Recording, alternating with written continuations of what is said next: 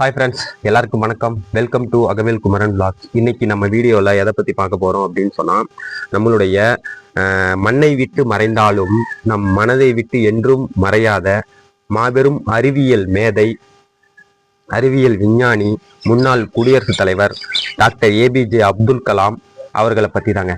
அவர் 1954 வருஷத்தில் second year college படிச்சுட்டு இருக்கும் பொழுது அவருடைய சொந்த ஊரான ராமேஸ்வரத்துல புயல் அடிச்சு அவருடைய வீடு ரொம்பவே பழுதடைஞ்சு போயிட்டதாகவும், அதனால அவருடைய பெற்றோர்கள் அவரை உடனே பார்க்கணும் அப்படின்னு சொல்லி அவருக்கு ஒரு ட்ரங்க் கால் வருது. அந்த ட்ரங்க் காலில் அவரு பேசி முடிச்ச பிறகு, அந்த மெசேஜை பார்த்த பிறகு அவரால் தொடர்ந்து அவரால் படிக்க முடியல. உடனே தன்னுடைய சொந்த ஊருக்கு போகணும் அப்படின்னு சொல்லி அவர் நினைக்கிறாரு. அந்த டைம்ல அவர் கையில காசு இல்லை. போயிட்டு வர்றதுக்கு போதுமான காசு இல்லாததுனால அவருடைய மனசு ரொம்பவே பதட்டம் அடையுது. என்ன பண்றது அப்படின்னு சொல்லி யோசிக்கும் பொழுது அவருடைய புத்தகம் இருக்கு. அவர் வந்துட்டு தமிழ்நாடு அளவுல சிறந்த மாணவன் அப்படின்னு சொல்லி அந்த டைம்ல அவருக்கு புத்தகம் பரிசா கொடுக்கப்பட்டிருக்கு. அந்த புத்தகத்தை வித்து நம்ம ஊருக்கு போகலாம் அப்படின்னு சொல்லி நினைச்சுக்கிட்டு அந்த புத்தகத்தை எடுத்துட்டு சென்னையில இருக்கிற மூர் மார்க்கெட்டுக்கு போறாரு. அந்த புத்தகத்தை ஒரு கடைக்காரர்கிட்ட விற்கிறதுக்கு கேட்குறாரு. அந்த கடைக்காரர் கேட்குறாரு, இந்த புத்தகத்தை வாங்கி அந்த புத்தகத்தையும் பார்க்குறாரு, அவரையும் பார்க்குறாரு. இந்த புத்தகத்தை விற்கிற அளவுக்கு உனக்கு என்ன தம்பி பிரச்சனை அப்படின்னு கேட்குறாரு. அது இல்லாமல் அந்த புத்தகம் அவருக்கு பரிசா கிடைச்சது அப்படின்னு சொல்லிட்டு அவரு தெரிஞ்சுக்கிறாரு.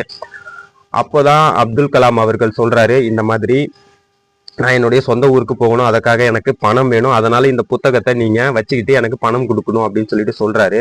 ஆனா அந்த கடைக்காரர், புத்தகத்தை வித்து நீ போகணுன்ற அவசியம் இல்லை, இந்த புத்தகத்துக்கு உனக்கு எவ்வளவு பணம் வேணும் அப்படின்னு சொல்லி கேட்கிறாரு. அங்க போயிட்டு வர்றதுக்கான செலவு எவ்வளவு ஆகும் அப்படின்னு சொல்லி கேட்கிறாரு. அதுக்கு அப்துல் கலாம் அவர்கள் 160 ரூபாய் ஆகும் அப்படின்னு சொன்னதும், சரி நான் இந்த புத்தகத்தை இங்க வச்சுக்கிறேன், யாருக்கும் இதை விற்க மாட்டேன், இந்த 160 ரூபாயை நீங்க எடுத்துட்டு போங்க, போயிட்டு திரும்ப வந்து இந்த புத்தகத்தை வாங்கிக்கங்க அப்படின்னு சொல்றாரு. அப்படி அவர் சொன்னால் கூட அப்துல் கலாம் அவர்கள் அந்த பணத்தை வாங்கிக்கிட்டு போகும்போதும் சரி, அவர் போய் அவங்க வீட்டை பார்த்து அவங்களுடைய பெற்றோருடைய பார்க்குற வரைக்குமே சரி, அவருடைய மனசு எல்லாமே அந்த புத்தகத்து மேலதான் இருக்கு. எங்க அவரு சொன்னபடி அந்த புத்தகத்தை வைத்திருப்பாரா இல்லை யாருக்காச்சும் வித்துருவாரா அப்படின்ற ஒரு மன குழப்பத்திலேயே அவரு போயிருக்கிறாருங்க.